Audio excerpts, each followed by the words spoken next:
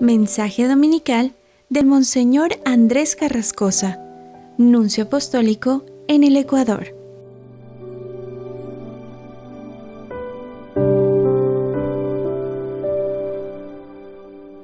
Queridos hermanos, feliz domingo de Pascua. Cristo resucitó, verdaderamente resucitó.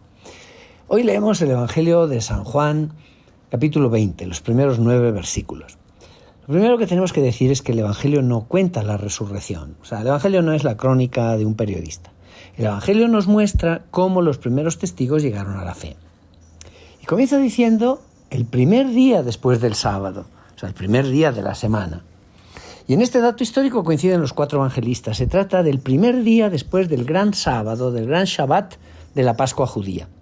Y para San Juan, que es muy sensible a los símbolos, hablar de el primer día es como evocar que comienza un mundo nuevo, una nueva creación. María Magdalena fue al sepulcro estando todavía oscuro.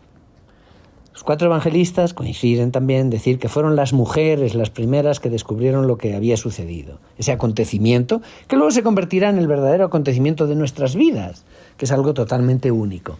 Y dentro de ese grupo de mujeres, Juan como que concentra su atención, hace como un zoom, se centra sobre una de ellas, María Magdalena, que es la que va a vivir la primera aparición.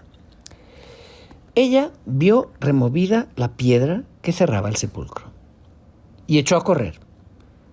Llegó a la casa donde estaban Simón Pedro y el otro discípulo, a quien Jesús amaba. María, fíjense, María corre. Y es significativo esto. María todavía no ha visto a Jesús, pero corre.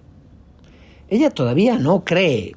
Se encuentra solamente ante el hecho extraño de que el sepulcro estaba abierto y tendría que estar cerrado con la piedra corrida. Era algo anormal. Y corre, ¿para qué? Para advertir a los responsables, Pedro y los apóstoles.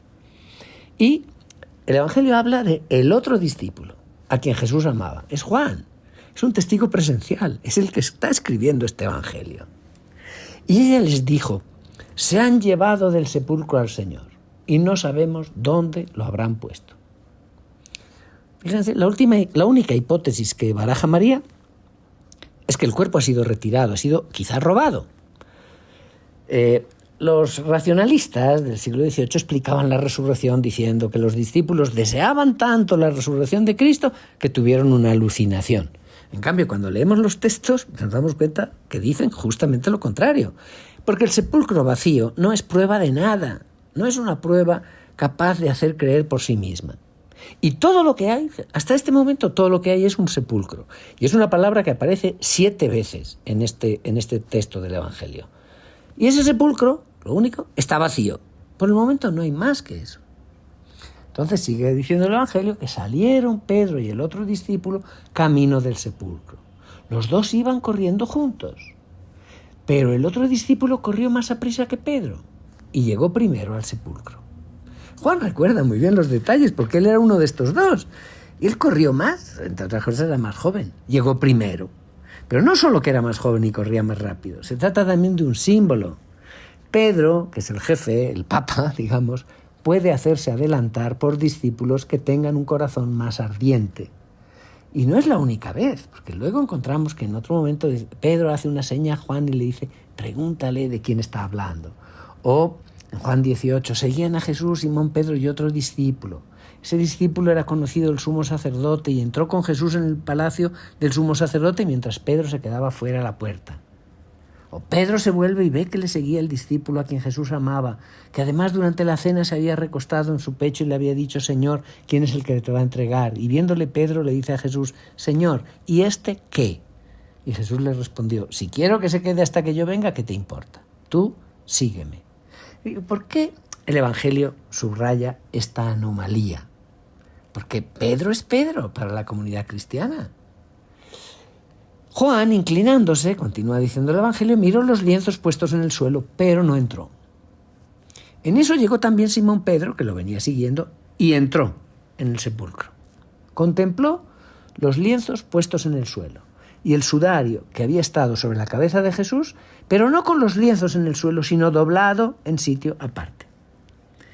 ¿Qué es lo que Pedro ve? Pedro ve que nada había sido tocado por una mano desde el exterior.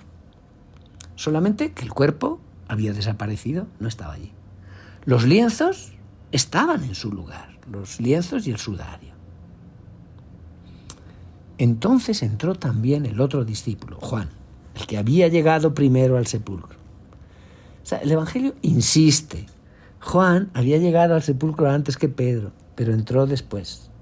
O sea, es un detalle, repito, que no puede no tener significado desde el punto de vista de la Iglesia. Pedro es Pedro. Juan entró, vio y creyó. Y hasta entonces, fíjense, Pedro no había entendido nada. Lucas, contando la misma escena, dice explícitamente: Pedro se asomó, pero vio solo los lienzos y se regresó a su casa asombrado por lo sucedido. Eso Pedro. Pero María ha dado una explicación humana. Se han llevado el cuerpo. Pedro, repito, no comprende nada, pero Juan, que es más profundo, ve y cree. Y uno dice, bueno, ¿y qué fue lo que vio? Pues vio lo mismo que Pedro. Pero Pedro no sabe interpretarlo, y Juan sí. ¿Por qué? Porque son necesarios los ojos del corazón para creer, son necesarios los ojos del amor. Y comprendemos ahora por qué el Evangelio habla del discípulo que Jesús amaba. Porque es a causa de ese amor que Juan corrió más rápido, es a causa de ese amor que Juan llegó primero, pero es también a causa de ese amor que Juan creyó primero. En el lago de Galilea será otra vez que el discípulo que Jesús amaba, va a ser él el que reconoce a Jesús antes que Pedro y le dice, es el Señor. Lo que tenemos que aprender los cristianos es que la fe es estimulada por el amor. Y por eso los que tenemos una autoridad en la Iglesia, obispos, sacerdotes, etc., no tenemos ningún privilegio en la esfera de la fe. En vez de buscar el poder entre la Iglesia, estamos todos invitados a ser los primeros en el amor, que es lo que hace creer, y ser los primeros en creer. Eso es más importante que todo lo demás. Por eso el Evangelio insiste, vio y creyó. Más que el sepulcro vacío, que no dice nada, es el hecho de que los lienzos están bien colocados. La disposición de los lienzos parece haber sido un signo para Juan. Él tiene como una intuición. No ha sido posible sacar el cuerpo manualmente. Simplemente ha cesado de estar físicamente en el interior de esos lienzos sepulcrales que están todavía en su sitio. Por otra parte, esto es lo mismo que nos dicen los datos de la sábana santa, que la Iglesia no ha considerado nunca una prueba de fe, pero sí que lo consideramos como una reliquia.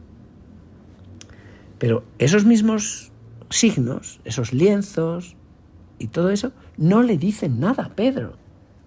Porque ningún signo por sí mismo es capaz de darle la fe a nadie. Ningún signo es absolutamente obligante, no nos obliga a nada. Hay que ir más allá de ese ver para creer. Que luego lo dirá Jesús resucitado a los apóstoles. Bienaventurados los que creen sin haber visto. Pues Juan es el discípulo por excelencia que cree sin haber visto al Señor. Es el que vive esta bienaventuranza, que también la vivimos nosotros, porque creemos sin haber visto al Señor.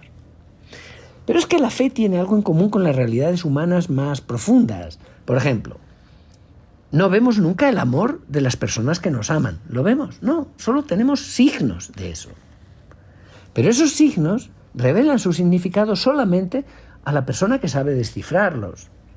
Un gesto, una palabra, un objeto, son signos, pero son ambiguos y son frágiles y necesitan ser interpretados, aunque corras el riesgo de equivocarte. Uno dice, ¿qué ha querido decirme con eso? ¿Cómo debo comprender ese gesto? Sí, todos hemos hecho la experiencia cruel alguna vez de haber tenido un gesto con alguien que no ha sido bien comprendido, de pronunciar una palabra que no ha sido bien recibida, de hacer un gesto que ha sido mal interpretado. Es decir, se necesita mucho amor entre dos personas para que los mensajes que se intercambian sean percibidos en todo su significado. Y es por eso que el sepulcro vacío y los lienzos bien dispuestos no han sido comprendidos por Pedro, pero han sido comprendidos por aquel discípulo que amaba más, que era Juan. Y lo mismo nos sucede a nosotros con los sacramentos, que también son signos. Solo los comprende aquel que ama. Termina el Evangelio diciendo que hasta entonces no habían entendido las Escrituras, según las cuales Jesús debía resucitar de entre los muertos. Los hechos no son suficientes. La tumba vacía es un signo, sí, pero es un signo solo para Juan, incluso antes de ver a Jesús en las apariciones, porque él se deja guiar, se deja invadir por el Espíritu Santo que le revela el significado de ese signo. Por eso, los signos, los acontecimientos o los sacramentos en nuestra vida tienen que ser interpretados y solo los comprenderemos en profundidad si los iluminamos con la luz que nos viene de meditar la palabra de Dios. Y es el Espíritu Santo el que nos ayuda en eso. Quedémonos con esto. Es el amor el que hace ver la verdad. Es necesario amar para creer. Queridos hermanos, que tengan un feliz domingo de Pascua. Que Dios les bendiga.